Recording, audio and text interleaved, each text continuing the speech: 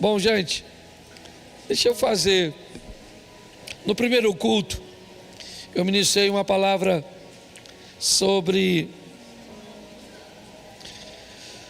o fim dos tempos, dando algumas direções que eu acredito que são simples, porém extremamente importantes, sobre a preparação que precisamos fazer para este momento que me parece estar cada vez mais próximo, que é o momento de Jesus vir recolher a sua igreja. No primeiro culto eu expus, e só vou fazer um resumo, que eu quero fazer uma outra reflexão com vocês, mas que a história de que teríamos terremotos, que teríamos pestes, ao longo da história isso sempre aconteceu. Ao longo de todo esse período que vivemos, vimos muitas vezes coisas que para nós parecia que Jesus estava voltando. Era pai contra filho, era ganância, violência, fora sinais. Porém, eu não sei se você reparou, de uns meses para cá, o intervalo desses sinais diminuíram. Eles sempre aconteceram, mas os intervalos dos fatos, me parece que eles diminuíram, o que pode estar indicando, sinalizando o momento em que Cristo vai retornar para buscar a sua igreja. Se olharmos o que aconteceu somente neste ano, nós vamos ver que pelo menos acende uma luz de alerta na nossa mente, para fazermos uma manutenção na nossa fé, para estabelecermos para nós um ambiente saudável, para buscarmos uma proximidade com os valores e os princípios de Deus. Eu acho que vale ressaltar a seca que estamos enfrentando na Amazônia, a guerra sem precedentes, pelo menos naquela região, e tantas outras coisas que nós estamos vendo acontecer em intervalos tão pequeninos. Eu acho que vale preparar a igreja, vale todos os dias fazermos a nossa oração, dando um indício ao mundo espiritual que estamos preparados para o retorno de Cristo. Mas pautado nisso, eu quero fazer uma reflexão com vocês de um texto muito conhecido. É a história do filho pródigo. Eu acho que ela tem muito a ver com esse momento. Coloca para mim na tela, por favor, Evangelho de Lucas, capítulo de número 15.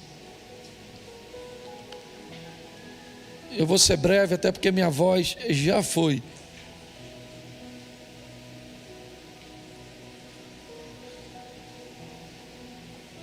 Lucas, capítulo 15, verso 11. Preste atenção, que é uma história narrada por Jesus. Ela é uma parábola, o que provavelmente indica que é uma história fictícia, criada por ele, para trazer uma mensagem. Então é muito importante que você entenda que mensagem Jesus está querendo trazer quando conta essa parábola. Então Jesus continua, ele já contou duas parábolas, ele já contou a parábola da ovelha perdida, ele já contou a parábola da dracma perdida. No Evangelho de Lucas, no capítulo 15, nós temos a história daqueles que se perdem, mas todas as histórias anteriores a esta, ela teve aquele que se perdeu recuperado. Aquele que perdeu a ovelha conseguiu recuperar a ovelha e se alegrou. A mulher que perdeu a moeda, a dracma, ela também varre a casa, acha a dracma, chama suas amigas e comemora. Me parece que o que Jesus está querendo dizer é que não há necessidade que ninguém se perca, pelo menos para sempre. A ovelha esteve perdida durante um tempo, e ela sabia que estava perdida, porque a ovelha tem senso de direção. Ovelha se acostuma com a voz do pastor. Ovelha, ela compartilha a presença com o rebanho. Quando ela nota que não há ninguém, não há pastor, não há outra ovelha, não há proteção, ela se sente só. É a primeira história. A segunda história não é ovelha, é uma dracma, uma moeda. Uma moeda se perde e ela não tem senso de direção. Ela não sabe que está perdida. Me parece que a história está falando de que pessoas se sentirão perdidas e outras não. Algumas pessoas saberão que estão no caminho errado e outras não. As duas histórias que precedem a essa, na verdade, é um preparo, é um pano de fundo para a história que Jesus começa a contar a partir do verso 11. Por isso que o texto diz: e continuou. Então o que Jesus vai falar agora? Ele vai falar que certo homem tinha 2 filhos. Talvez um seja semelhante à ovelha, outro semelhante à dracma. Tá certo? Então ele prossegue, verso 12: o mais moço deles disse ao pai. Preste atenção que Jesus vai separar a história dos dois. Ele tem 2 filhos, mas 2 filhos diferentes. Eles moram na mesma casa, eles têm o mesmo pai, mas eles são diferentes. Então Jesus, me parece que quer falar da imaturidade do mais novo. O mais novo dos filhos, ele procura seu pai. O que ele vai fazer? Ele vai dizer: pai, eu quero que o Senhor me dê parte dos bens que me cabe. Esse jovem, ele está querendo a propriedade que lhe cabe. Ele conhece seus direitos. Apesar de ele não ter construído basicamente nada, ele tem ciência de que seu pai é um excelente gestor. Ele sabe todas as coisas que o pai tem. Então ele não vai usurpar o pai. Ele vai simplesmente pedir ao pai que dê a ele os recursos que ele tem direito. Porém, todas as vezes que os recursos chegam antes da administração, eles costumam trazer sérios problemas. Todas as vezes que em meio à imaturidade nós oferecemos muita coisa para alguém, ao invés de ajudar essa pessoa, normalmente nós costumamos atrapalhar. Esse jovem, ele está querendo os bens? Não. Tem alguma coisa que ele quer, que ele não ainda, ou ele ainda não revelou, mas ele chama o pai e disse: me dê a parte dos bens que me cabe. Ele quer apenas o que é direito dele. Você pode até dizer: mas pastor, ele não tinha nada, porque o pai estava vivo ainda. Então o pai que definisse. Jesus não questionou isso. Ele procura e diz: me dá parte dos bens que me cabe. É um moço, um jovem que quer isso. Mas preste atenção, porque o verso 12 diz algo que às vezes passa despercebido para algumas pessoas. Vamos lá? E o pai repartiu os bens entre... Preste atenção. Eu não sei se você repara, mas o filho mais velho acaba de receber a parte dos seus bens por causa da iniciativa do mais novo. O texto não diz que o pai dá ao mais novo a parte dele e que retém a do mais velho. O texto diz que o pai reparte entre os dois. Os dois agora têm direito aos seus bens e vão gerenciar esses bens totalmente diferente. Os dois estão ricos. São os dois. O pai dessa história, na verdade, é Deus. ele tem 2 filhos e vai mapear o comportamento desses 2. O mais moço na imaturidade, certo? Ele vai desejar obter. Você olha, o temperamento dele é diferente. Ele é aquele que vai em cima do pai, ele diz para o pai: é meu e eu quero. O mais velho não. Ele recebe por causa da iniciativa do mais novo. Mas tem algo interessante no verso 13. Passado não muitos dias, o filho mais moço revela o que ele quer. O filho mais moço não queria dinheiro, ele não queria seus bens. O que ele queria é ver o que estava acontecendo lá fora. Tem um mundo fora da casa do pai, coisas acontecem lá fora. Me parece que esse rapaz mais novo, ele tem notícia das festas, ele tem notícia dos fatos, ele é alguém bem informado. Então, apesar de já ter o que aparentemente ele queria, na verdade ele não quer aquilo.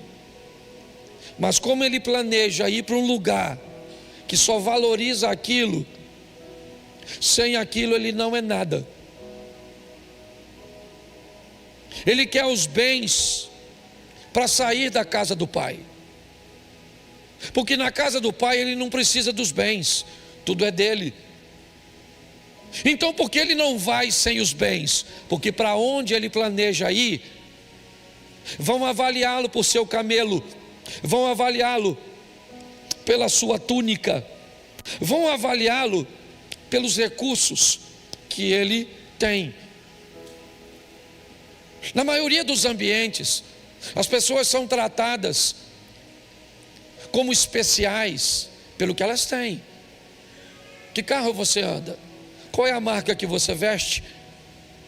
Posso olhar seu relógio? Porque preste atenção, quando o ambiente que você está inserido te trata como especial pelo que você tem, significa que você não é especial. Especial é o que você tem. Basta que você não tenha mais, que não há nada de especial em você. Se você, para se sentir especial, você tem que ter alguma coisa, significa que você não é especial. Especial é o que você tem. Essa é a grande verdade. Esse menino precisa de dinheiro, sim, ele precisa dos bens, porque ele quer ir embora da casa do pai. E é isso que ele faz. Ajuntando tudo o que era seu, partiu para uma terra distante. Ele quer um distanciamento da casa do pai. Sim, do poder do pai, da opressão do pai, porque é assim que muitos veem os limites que o pai estabelece. Não é de hoje que nós estamos vivendo num contexto onde remover, certo, a autoridade é algo que está sendo implantado na cabeça de uma geração. O que é que estabelece limite? Professores, vamos tirar a autoridade deles. O que é que estabelece limite? São policiais, eles vão fazer, certo, algumas apresentações no ambiente de mídia, onde comparam um bandido e um policial ferido e vão perguntar à sociedade quem deve ser socorrido primeiro, e a grande maioria vai votar no meliante ao invés. Há um ambiente, a desconstrução da autoridade dos pais, pastores, professores, policiais e qualquer outra instituição que pregue, que divulgue qualquer tipo de limites. Esse mundo, ele não é novo. É para ele que aquele rapaz quer ir. Uma terra distante, longe dos valores do pai, longe do amor ao próximo, perto do sexo com o próximo. Se esse próximo é seu cônjuge ou não, não é a questão. Se ele é maior de idade ou não, não é a questão. Aliás, se ele tem seu sangue ou não, é ir para bem distante. O distanciamento aqui, gente, ali Jesus diz uma terra distante, mas na verdade são valores distantes. É um distanciamento daquilo que Deus criou como ordem, como ética, como moral. Me parece que a grosso modo, certo, de uma forma muito simples, o que é ética? Ética é saber que o adultério é errado. O que é moral? É não adulterar. Ética é saber que está errado. Moral é não cometer o erro. É assim que funciona. Para este mundo, esse rapaz está indo. Ele quer se divertir, ele é mais colorido. Esse mundo é muito agradável, ele é muito atraente, ok? E é para lá que ele vai. Ajuntando tudo que era seu, partiu para uma terra distante. E lá desperdiçou todos os seus bens, vivendo de forma desenfreada, dissoluta, sem nenhuma preocupação. Por quê? Porque esse era o modelo da casa do pai. A casa do pai não é um ambiente de preocupação. A casa do pai é um ambiente de obediência. Na casa do pai, quem obedece está guardado, está respaldado pela obediência. É isso. Não existe segredo para viver aqui. Não. Para viver aqui precisamos obedecer os princípios. Há princípios aqui que fará com que você aprenda a gerenciar coisas materiais. Há princípios aqui que vai te ensinar a gerenciar coisas emocionais. Há princípios aqui que vai te ajudar a gerenciar questões espirituais. A casa do pai é um ambiente de ordem, onde você não tem muita preocupação, você está protegido. Os anjos do Senhor acampam-se ao redor daqueles que o temem e os livra. O que nós precisamos é obedecer. Obedecer o quê? O próximo. O que a Bíblia diz sobre mulheres na igreja? Diz que qualquer mulher que não seja meu cônjuge, deve ser vista como minha mãe ou como minha irmã. São princípios simples, que às vezes, se negligenciarmos, teremos sérios problemas. É para este mundo que esse rapaz vai, um mundo distante. E nesse mundo distante, ele começa a desperdiçar todos os seus bens, talvez sem sentir. Ele não perde apenas coisas, ele vai perdendo pessoas. É isso. Vivendo de forma desenfreada, ele toca a vida. Verso de número 14. Depois de ter consumido tudo, depois de ter perdido tudo, sobreveio àquele país uma grande fome e ele começou a passar necessidade. Agora já dá para notar que ele não tem mais as belas companhias, os tapinhas nas costas. Agora não, agora as pessoas vão embora. Já aconteceu isso contigo? De ver pessoas atravessarem a rua para não encontrar com você? Quando o momento desafiador chega? Porque é assim que funciona. Quando a necessidade aparece, cadê as pessoas que andavam com ele quando ele tinha? Esses são os valores do mundo lá fora. Aprenda uma coisa nessa vida. Mais de 90% das pessoas que vão cruzar seu caminho ao longo de sua vida não gostam de você. Gostam do que pode ter de você. A grande verdade é essa. Eu falo isso por onde eu passo. Sabe o que vai sobrar daqui a uns anos? Minha esposa, meus filhos, netos, se eu conseguir cultivá-los. Aliás, se eu vir aqui falar alguma coisa que você não gosta, no próximo culto você pode não estar mais aqui e estar frequentando em outra igreja. Porque eu tenho descoberto uma coisa: a maioria das pessoas, elas não gostam do que você fala. Elas só se identificam com aquilo que você está falando. É uma identificação. É como se eu também falaria isso. Então, se você falaria isso, você continua perto de mim, porque eu disse exatamente o que você gostou. Mas se eu começo a criar um problema para você, automaticamente, muitos, ao invés de mudar de postura, vão mudar de ambiente. Nesse ambiente, não tem vitória. O texto diz, ele começa a passar necessidade.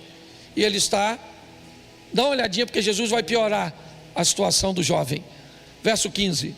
Então ele foi pedir trabalho a um dos cidadãos daquela terra, e este mandou para os seus campos, a fim de cuidar de...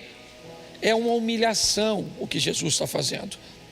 Jesus está contando uma história para judeus. Eles não criam porcos, eles não comem porcos.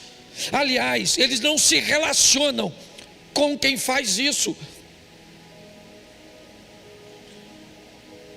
O que Jesus está dizendo é que o filho mais novo tomou decisões tão ruins, que o que sobrou para ele foi um indivíduo que deu para ele o emprego mais humilhante, a condição mais degradante. Por quê? Porque o filho está perdido. Ele está perdido. Lembra, ele é a ovelha de Lucas 15. Ele está perdido, ele está sozinho. E nesse ambiente, na terra distante, cuidando de porcos, olha o que Jesus diz que vai acontecer.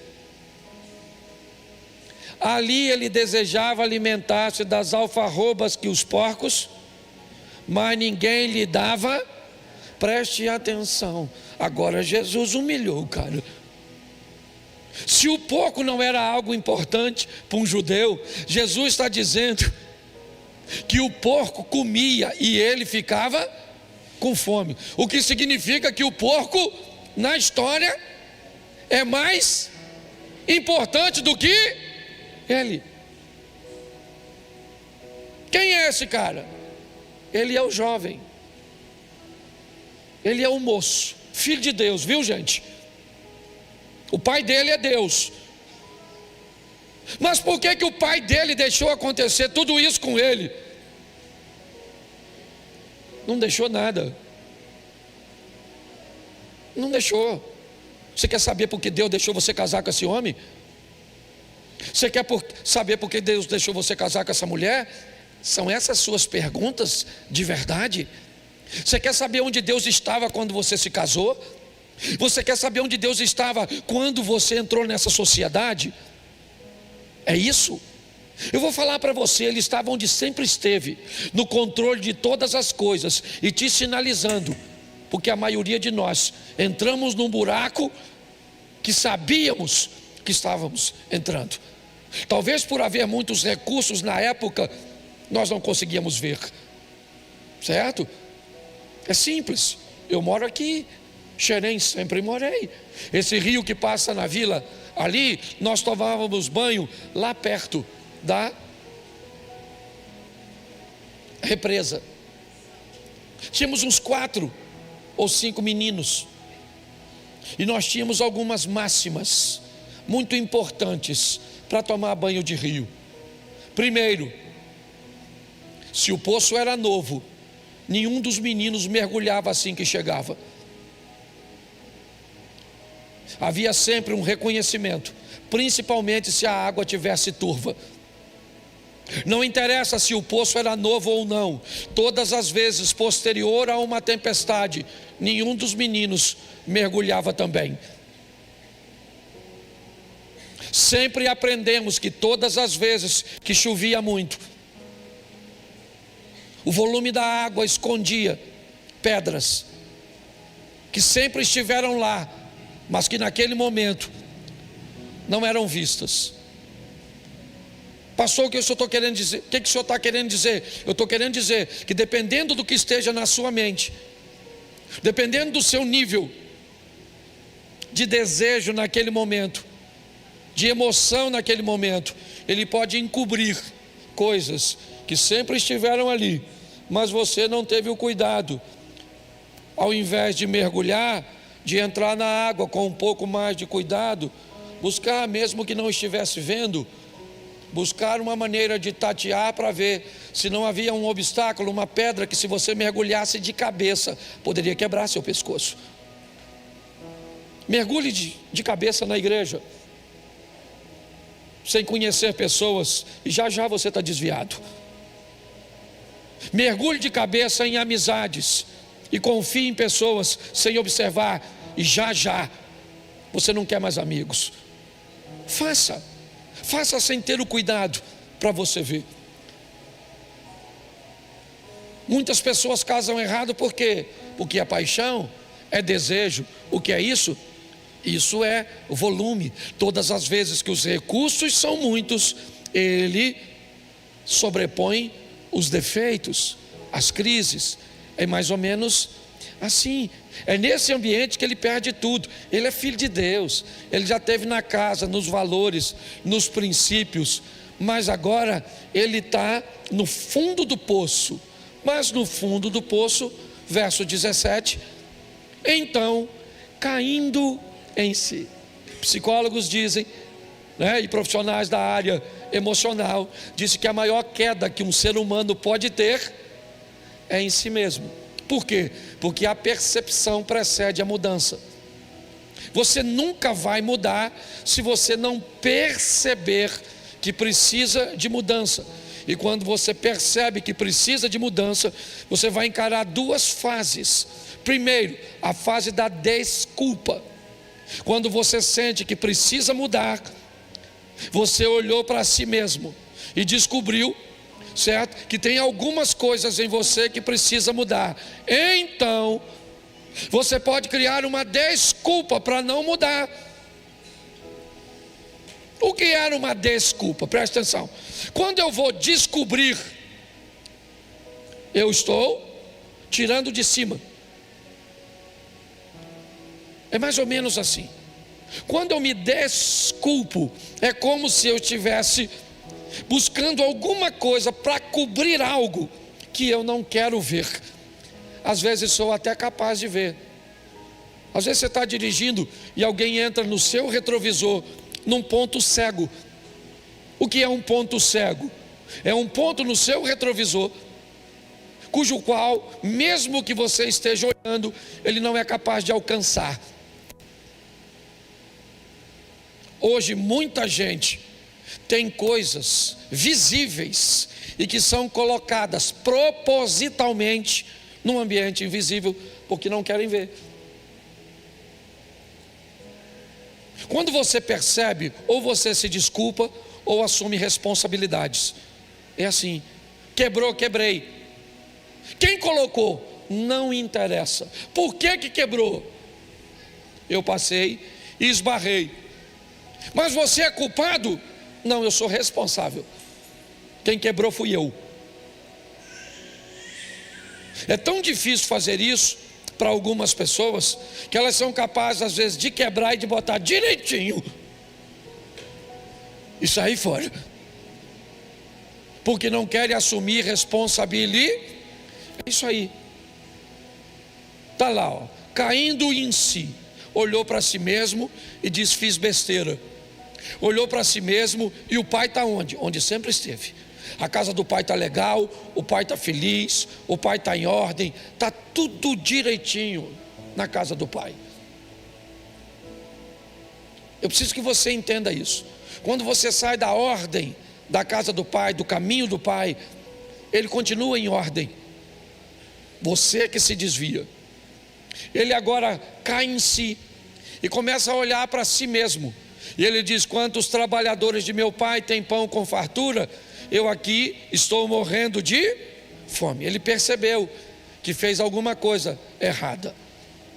É uma excelente oportunidade para Satanás trazer agora uma depressão, agora um sentimento de culpa tão grande que, como Judas, vai tirar a vida, como Saul.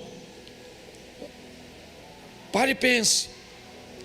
Nesse ambiente agora, ele começa a olhar para a casa do pai e ele diz: quantos trabalhadores na casa do meu pai tem pão com fartura, e eu aqui, lá na casa do meu pai, certo? Está tudo em ordem, mas eu aqui estou morrendo de...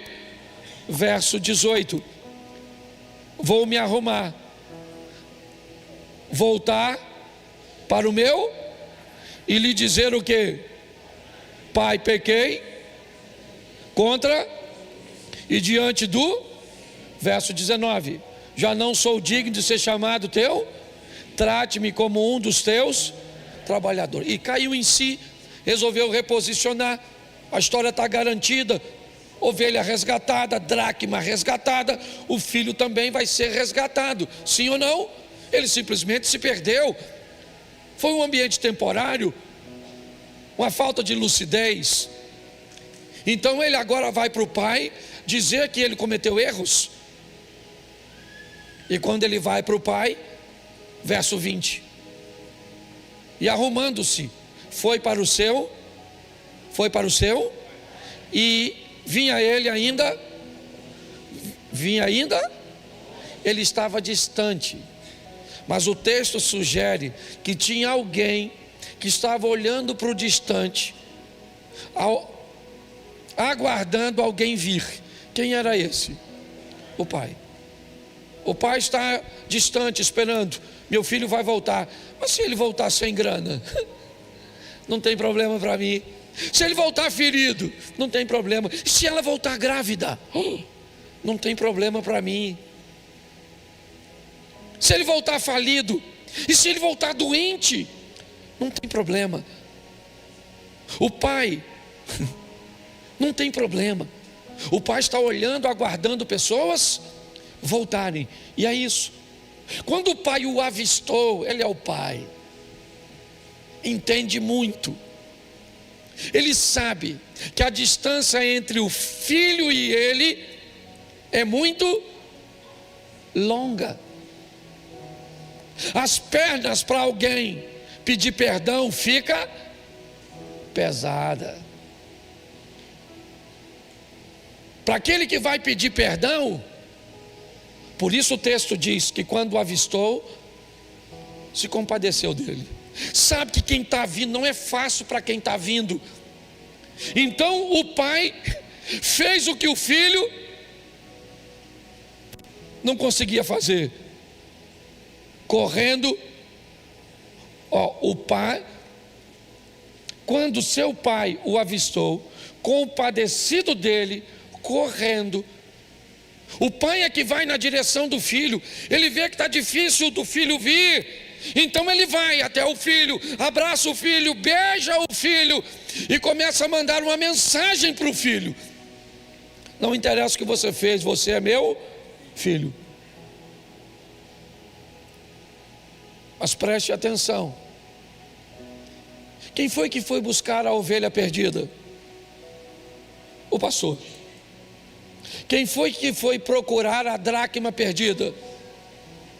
A mulher. Quem foi que foi procurar o filho perdido? O pai? Não. O filho é que descobriu que precisava voltar. É o filho. O filho que descobriu que precisava voltar. É o filho que decide voltar. Preste atenção, eu não estou falando aqui daqueles que se convertem pela primeira vez. É um retorno. Os dois já eram filhos, moravam na casa do pai. O filho olhou e disse: na casa do meu pai tem pão com fartura, eu aqui morro de fome. Levantar-me-ei, irei ter com meu pai, lhe direi: pai, pequei contra o céu e diante de ti, já não sou digno de ser chamado teu filho. Aí ele levanta-se, vai até o seu pai. O seu pai então, vendo de longe, corre, compadece dele, correndo, o abraçou e o beijou, e já foi logo dizendo: vamos lá. E o filho, assim que ele chega, o filho disse: pai, pequei contra Deus e diante do, já não sou digno de ser chamado seu. Isso, sou digno de ser chamado seu filho. É isso que Satanás quer, botar na sua cabeça que você não é digno, dizer para você que não tem mais recuperação, enfiar na sua cabeça que o que você fez, presta atenção, o que você fez pode te trazer prejuízos terríveis nessa terra, e se fizer errado trará, e Deus não é obrigado a corrigir. Agora, no que diz respeito a pai, a te receber, ninguém O que foi? Você tirou a vagina e botou um pênis, é isso? Você tirou um pênis e botou uma vagina, foi isso? Você colocou seios, o que você fez? Você pegou 10, 15 anos de prisão, o que você fez? Você abusou de alguma coisa? É isso? O que foi? Quem é você? Pare e pense.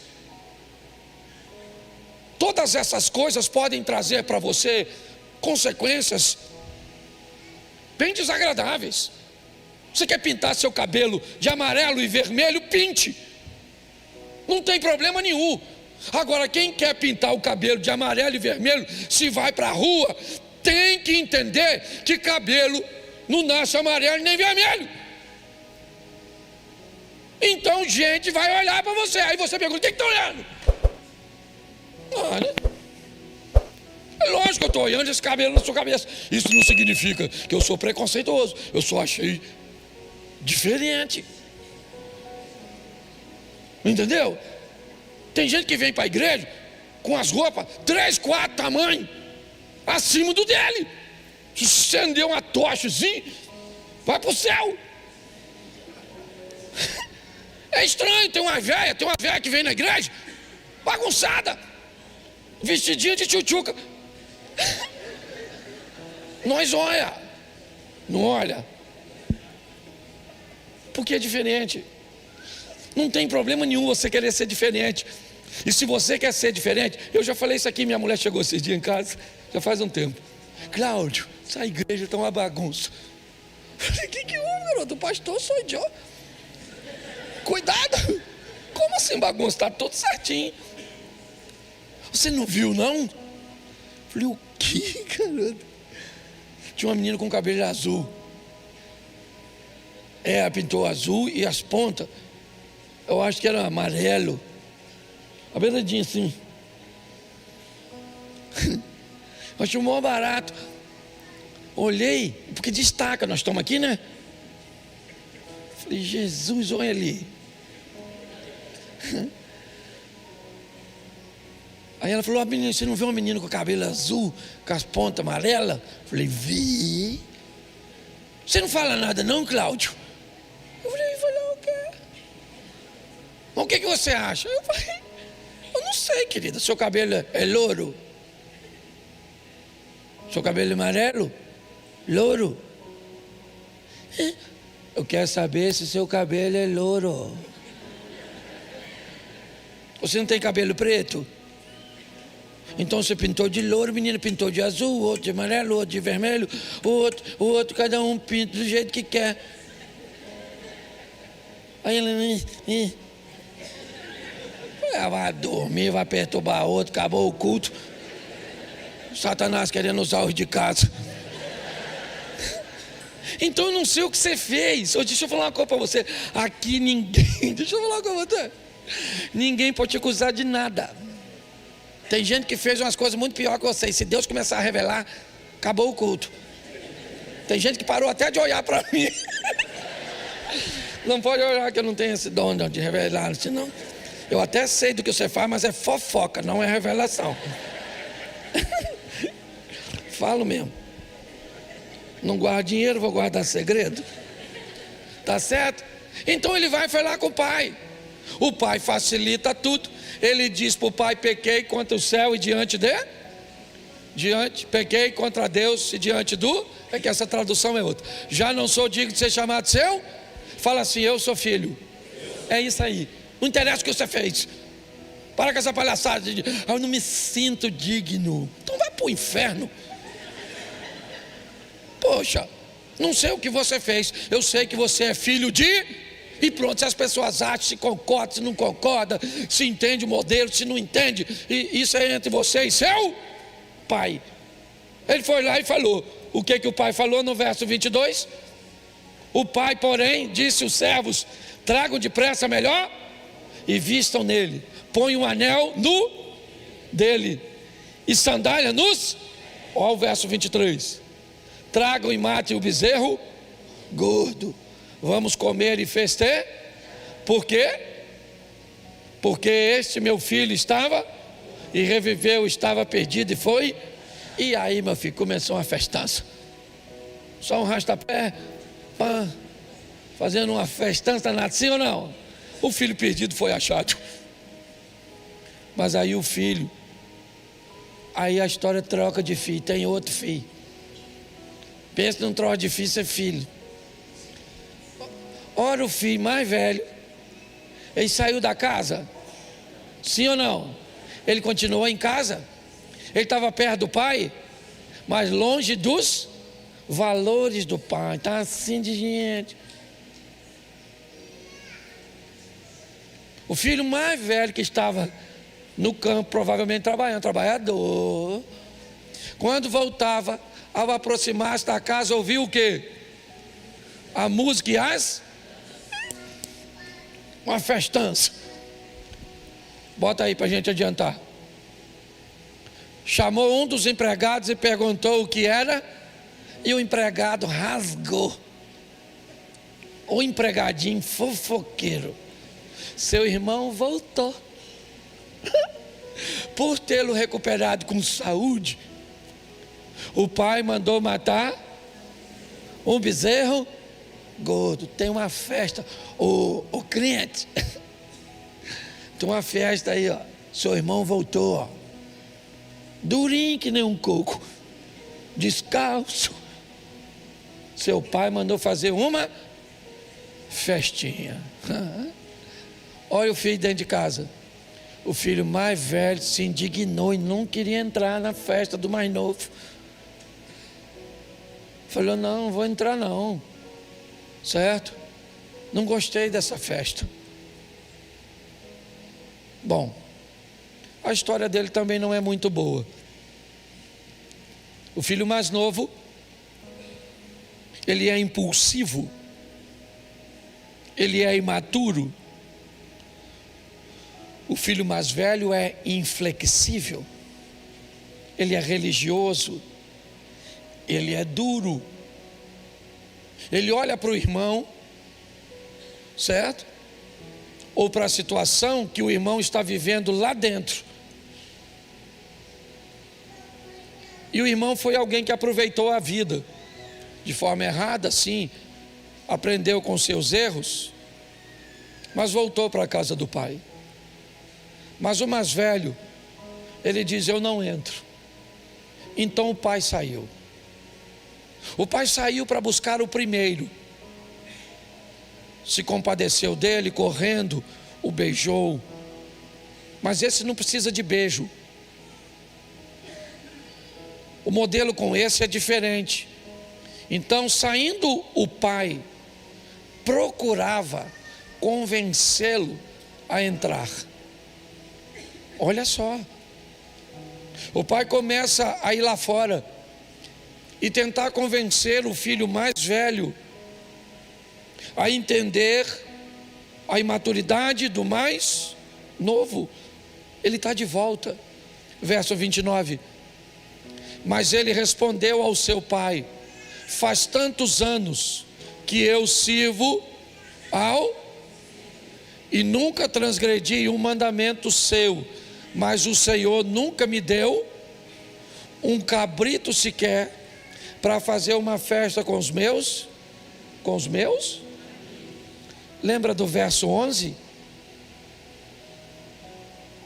E o pai repartiu entre eles. No verso 11, o filho mais velho recebe também seus direitos. O mais novo joga tudo fora, e o mais velho nunca utilizou. Nunca. Aprisionado num ambiente, ele nunca utilizou. O pai vai falar isso com ele. Ele diz, olha, eu estou aqui, esse teu filho foi embora, gastou tudo, o senhor pega um bezerro gordo e dá para ele, mas o senhor nunca me deu nada. Porque tem gente que vive nessa terra como se nunca fosse morrer, como o filho mais novo. Ou então vive nessa terra ou morre nessa terra como se nunca tivesse vivido. Tem gente que leva a vida como se nunca fosse morrer. Ele não pensa em nada, é um inconsequente. Já tem outros que morrem como se nunca tivesse vivido. Não deixou um filho, não deixou um legado, não deixou uma história, não deixou nada. E a história dos dois: nunca me deu um cabrito sequer para fazer uma festa com os meus amigos. Aí o pai: vamos lá. Mas quando veio esse seu, ele nem chama de irmão. Seu ódio é tão grande pelo garoto, que teve coragem de fazer o que ele nunca fez, de ir onde ele nunca foi, de sofrer o que ele nunca sofreu. É assim, a vida é desse jeito. Tem gente que vai quebrar a cara, mas viveu, sofreu, aprendeu, casou, divorciou, faliu. É assim que funciona, mas aprendeu. Tem outros que nunca teve a coragem de viver. Beleza, desde que você entenda seu modelo. Ele disse: veio esse seu filho que sumiu com os bens do Senhor, gastando tudo com prostitutas, e o Senhor mandou matar o bezerro gordo para ele. O que o filho está dizendo é uma injustiça, o Senhor premiá-lo e eu nunca ganhei nada. Ah, é? É isso, é o que ele está dizendo. Ele foi lá, viveu tudo isso e eu nunca vivi nada. Verso 31. Então o pai lhe respondeu: meu filho, você está sempre comigo e tudo que eu tenho é, e se você não usou, o problema é de quem? Seu. Para chegar com o evangelho aqui, nós chegamos por homens valiosíssimos. Sabe, pastores sofreram muito para se ter uma estrutura de som como essa que nós temos hoje com facilidade. Eles viveram um ministério inteiro. Hoje eu estou como presidente do Conselho de Pastores do Rio de Janeiro. Menos de 2% dos pastores têm a estrutura. Igrejas têm a estrutura que nós temos. Para os caras chegarem e nos trazerem até aqui, porque foi eles que nos trouxeram. Ministérios como Assembleano, Batista, Metodista e entre outros. Eles cavaram e construíram uma história para nós chegarmos aqui. Então eu não culpo eles, não. Eles utilizaram o que tinham à mão, mas praticamente mataram a igreja no que diz respeito à vida com Deus, a construir uma vida com Deus sadia, sabe? Porque se não sabe lidar com a televisão, ela é pecado. Se não sabe lidar com teatro, ele é pecado. Se não sabe lidar com músicas, elas são pecados. Esse ambiente construiu a história do filho mais velho, que sempre teve tudo e nunca usou nada. Essa é uma história de extremidades. O que a Bíblia está querendo dizer é: meu filho, viva com equilíbrio aqui dentro, não precisa ir lá fora. Meu filho, tira essa religiosidade de você. Eles não fizeram por mal, não, sabe? Lembra de seu pai? Meu filho não vai lá fora, meu filho não vai lá fora, meu filho não vai lá fora, meu filho não vai lá fora, porque o velho do saco está lá. Lá está o boi da cara preta. Porque se eu não consigo manter você aqui dentro, eu crio um perigo lá fora para manter você aqui. Não é assim que funciona. O pai falou: tudo que eu tenho é seu. Se você não usa, o problema é seu. Entendeu, crente? Ah, pastor, não fala isso para a igreja, porque um montão de gente se perde. O que você quer então? Então eu vou hipnotizar você. Isso é para mim. Isso, faz tudo comando. Isso, vai viajar, me pergunta se pode. vai comprar, me pede autorização. Vai casar aqui, ó. Eu tenho minha vida para tocar. Meu papel é instruir aqui. Vamos acabar aqui, já está em cima da hora. Bota aí, irmão. Mas era preciso festejar aí, porque este teu irmão estava perdido e foi. Bota aí mais um. Ou termina aqui? Termina nesse? Isso, presta atenção. Mas era preciso festejar e alegrar-se, porque o seu. Bom, o outro disse o quê? Esse teu. Aí o pai devolveu.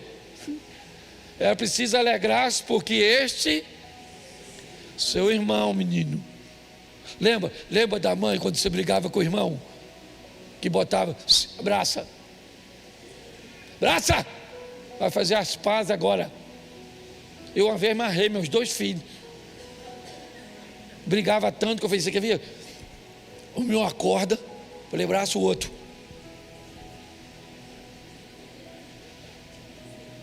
Eu dei umas 10 voltas no acordo. Falei, agora vocês vão ficar abraçados, vocês são irmãos. Entendeu, Caim?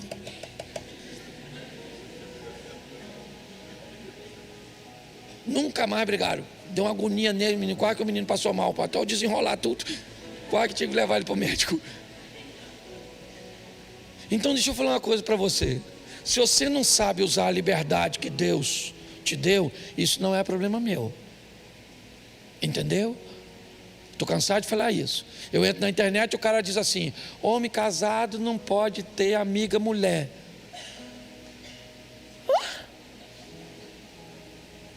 Por que homem casado é débil?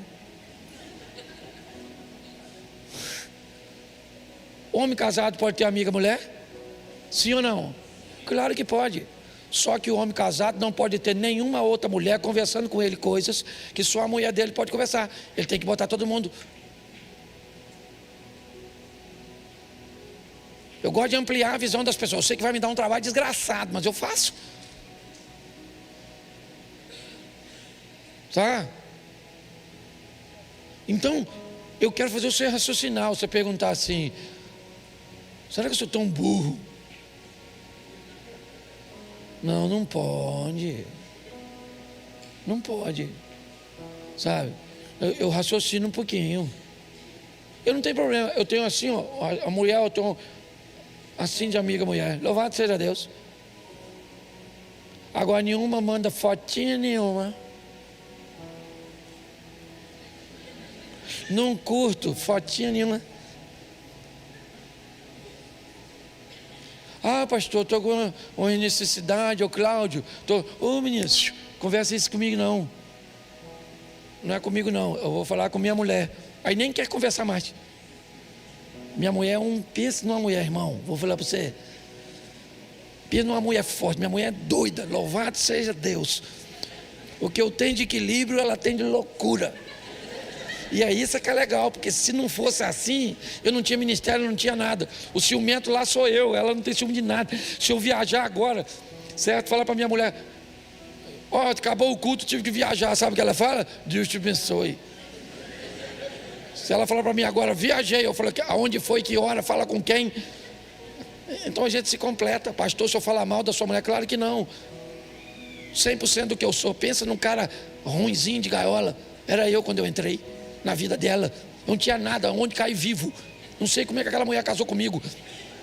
Hoje tem um montão de mulher que olha para mim, eu fico pensando: menino, se você me visse tempos atrás, você lembra? Você já lembra, deu careca. E olha que naquela época eu ainda estava legal.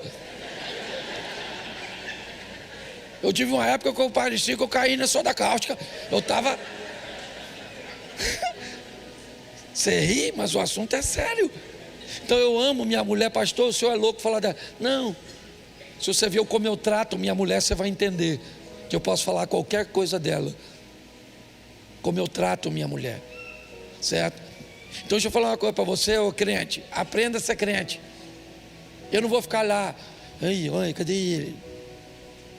Nossa. É porque o cara vai tomar um vinho, sabe o que ele faz? Ele vai tomar uma taça de vinho com a mulher dele, numa cantina italiana. Tá? Eu estou lá? Não. É pecado ele tomar uma taça de vinho? Fala para mim se é agora, que agora eu comecei a falar, eu termino. Já estou acabando, tá? Claro que não! Mas o miserável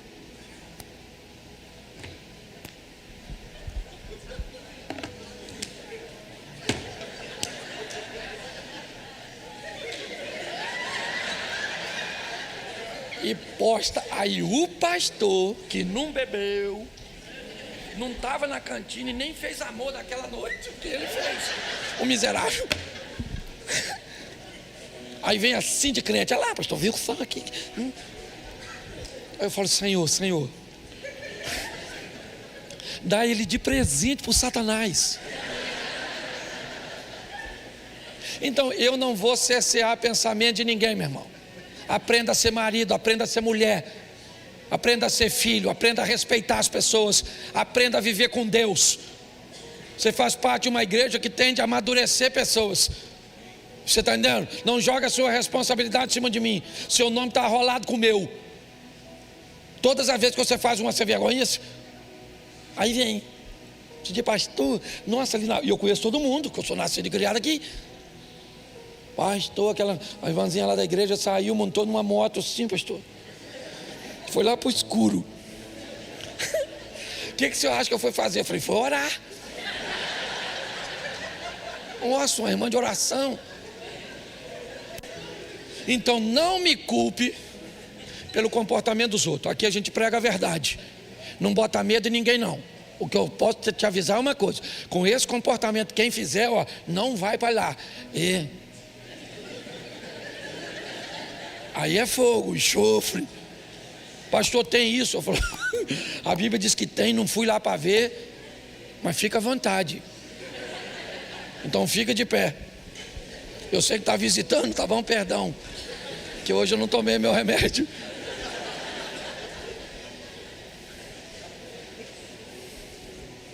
Feche seus olhos. Pai, muito obrigado. Muito obrigado porque dá para falar a verdade com respeito. Dá para falar a verdade com amor. Dá para falar a verdade sem tirar a dignidade de ninguém. Toma cada um de nós, Senhor.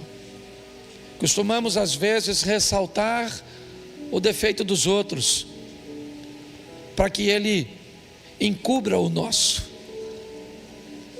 Ajuda-nos, ó Deus, a vivermos dentro dos Teus princípios. Somos filhos, às vezes perdido fora de casa, às vezes perdido dentro de casa, mas somos Teus. Ensina-nos a não jogar fora tudo aquilo que o Senhor nos deu, mas ensina-nos a fazermos uso de forma equilibrada daquilo que o Senhor nos concedeu. Leva-nos aos nossos lares, às nossas famílias, para vivermos de forma extraordinária.